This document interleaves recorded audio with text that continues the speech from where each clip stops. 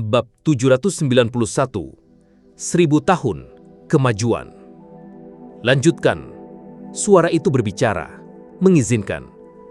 Luofeng membungkuk hormat dan menghilang dari pandangan. Baru beberapa ribu tahun, tapi Luofeng sudah mampu membunuh seorang pejabat. Pemimpin kota kekacauan purba bergumam pada dirinya sendiri. Duduk bersila di kuilnya, energi berputar di sekelilingnya, membuatnya terlihat seperti siluet kabur. Jika ini terus berlanjut, ia akan akhirnya menyusul seniornya, Kedi. Jika aku memberikan harta kepada Kedi saat itu, mungkin ia masih hidup. Pemimpin kota menghela nafas. Bayangan kesedihan melintas. Kedi, bagaimanapun adalah salah satu yang telah melewati gunung langit penguasa sektor. Dalam hal pemahaman hukum, ia secara alami mencapai tingkat ke-20. Ia sudah mendekati seorang kesatria dan jauh lebih kuat dari Luofeng. Tentu saja, ia juga telah berlatih lebih lama daripada Luofeng. Meskipun ia sangat kuat dan memiliki banyak kartu truf, dengan banyak metode bertahan hidup, dan lain-lain, harta seperti sayap sawu sulit bahkan bagi seorang kesatria untuk diperoleh, apalagi para jenius seperti Kedi dan Luofeng. Dan hanya makhluk seperti pemimpin kota kekacauan purba, seorang prajurit sejati yang absolut di alam semesta, yang dapat menghasilkan harta seperti itu. Di wilayah primal alam semesta virtual, tempat latihan Luofeng. Awalnya setiap tempat latihan wilayah primal memiliki ukuran yang sama, namun dengan pengaturan yang dibuat oleh pemimpin kota kekacauan, tempat Luofeng menjadi sebesar rumah pemotongan yang mahal. Ruang virtual di dalamnya luas dan tak berujung. Di dalam ruang yang luas, Luofeng berdiri di sana dan berubah menjadi binatang perak sepanjang 100 km. Memiliki pemimpin kota kekacauan purba sebagai gurumu memang bagus. Babatannya mengatakan, merasa gembira.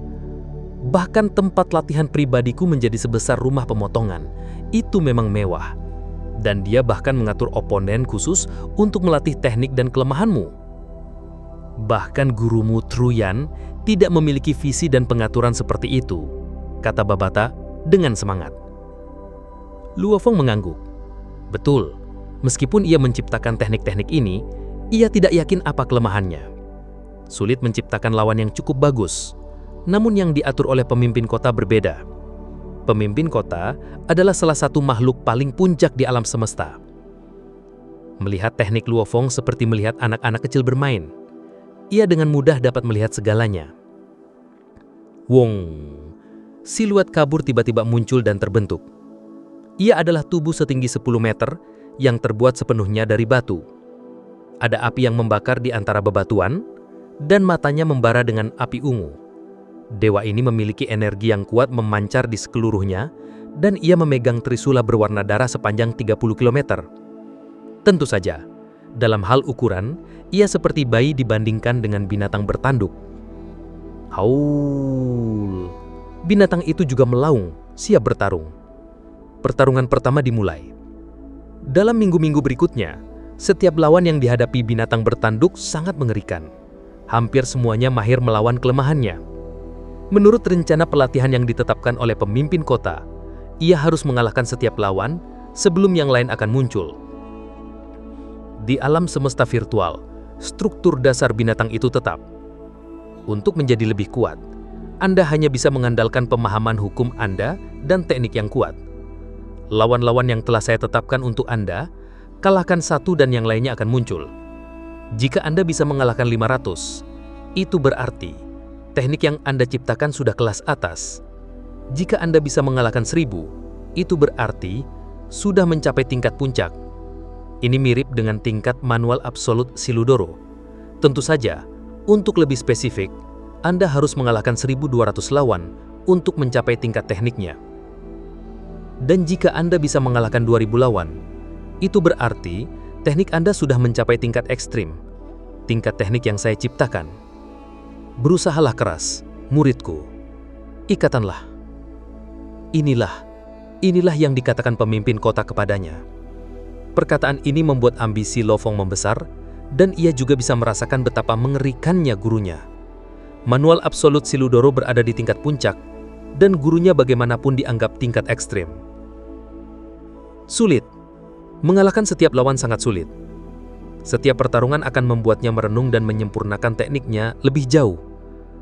Waktu terpendek yang ia ambil dengan satu lawan sekitar 10 hari hingga setengah bulan. Yang panjang memakan waktu sekitar 10 tahun, dan ia tidak akan bisa mengalahkannya. Yang tersulit dari 500 pertama adalah binatang angkasa, Huiso. Ini adalah binatang undying dengan kemampuan alami untuk menghentikan waktu. Itu membuat Luo Feng kalah berkali-kali. Setelah beberapa ratus pertarungan dengannya, memakan total 18 tahun, itu waktu terpanjang yang ia habiskan melawan seorang lawan.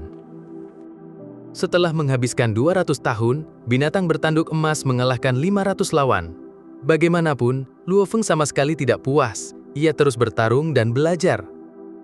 Semakin sulit dan waktu yang dibutuhkan untuk mengalahkan setiap lawan semakin lama. Namun ia akan terus-menerus mempelajari 3 gambar kuno dari sebelumnya, adegan pertempuran Dewa Binatang. Ini jauh lebih mendalam daripada manual absolut Silo 2. Itu juga memberinya perasaan yang jauh lebih tajam saat ia melihatnya. Total 1000 tahun, ia akhirnya mengalahkan 500 lawan berikutnya. Wah! Di sebuah planet yang sepi, ada benang hijau yang tak terhitung jumlahnya berkelebat di sekitar puluhan ribu kilometer. Itu melilit seluruh planet. Binatang bertanduk emas mengepakkan sayapnya dan meninggalkan jejak kabur perak mengerikan. Tidak lama kemudian, benang hijau yang tak terhitung jumlahnya seketika hancur. Rumuh! Planet itu juga tercabik-cabik karena diiris seperti tahu oleh sayap perak binatang itu. Lawan ke-1000 adalah bentuk kehidupan langka, serangga benang hijau. Dan lawan ini telah menghambat Luo Feng selama 102 tahun, tapi akhirnya ia bisa mengalahkannya. Serangga ini bisa menghasilkan triliunan benang hijau, tetapi ia berakar pada planet. Ia bisa mengendalikan boneka kehidupan. Yang khusus yang dilawan binatang itu tidak memiliki boneka kehidupan dan hanya bisa menggunakan tubuhnya sendiri untuk bertarung. Pertempuran demi pertempuran, binatang itu terus kalah dan terbunuh. Setelah 100 tahun, ia akhirnya menang sekali. Wah! Binatang itu mengangkat kepalanya dan melaung, penuh kemenangan. Setelah itu ia menjadi siluet manusia. Aku benar-benar menciptakan teknik puncak. Meskipun itu hanya bentuk pertama, itu terlalu kuat. Luo Feng sangat gembira, tawa bangga keluar darinya. Persenjataan Dewa Binatang memiliki total 6 bentuk.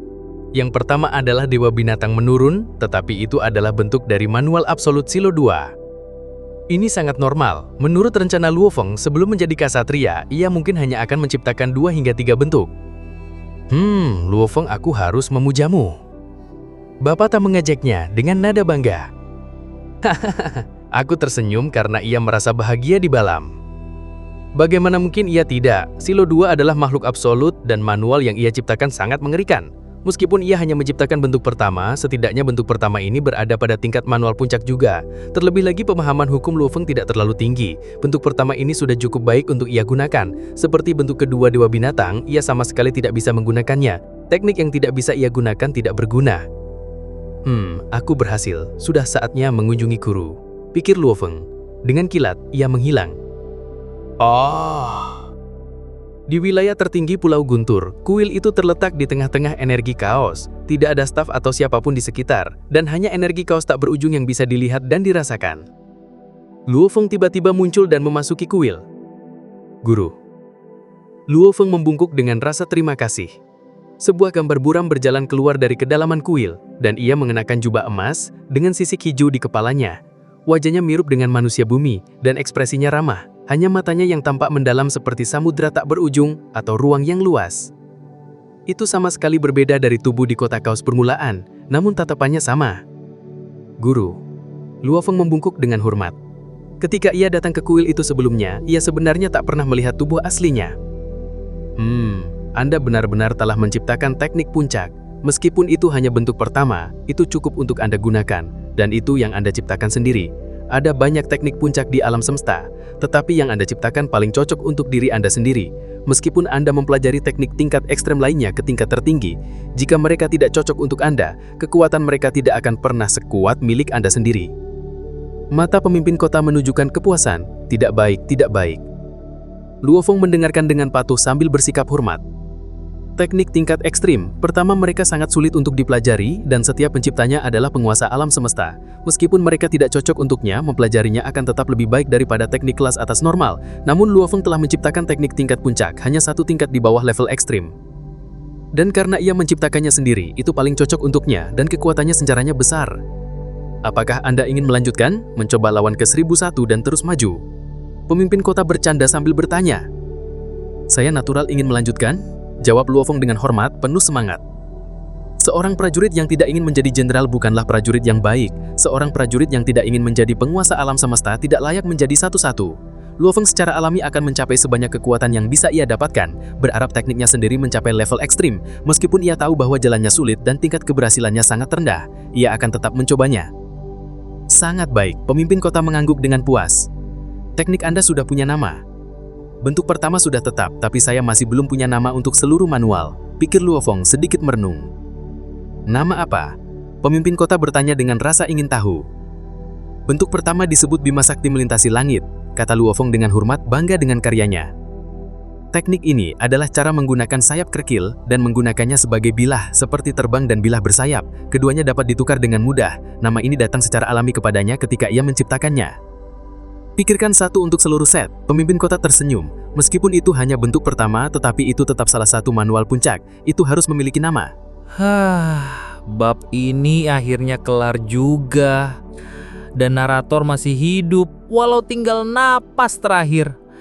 Tapi jujur ya, bikin konten kayak gini tuh bukan perkara gampang. Mulai dari baca versi asli novelnya dulu, terus diterjemahkan satu-satu, biar nggak bikin pusing kepala penonton. Abis itu disusun jadi skrip yang enak didengar, direkam suaranya, edit suara, kasih efek, dicek lagi.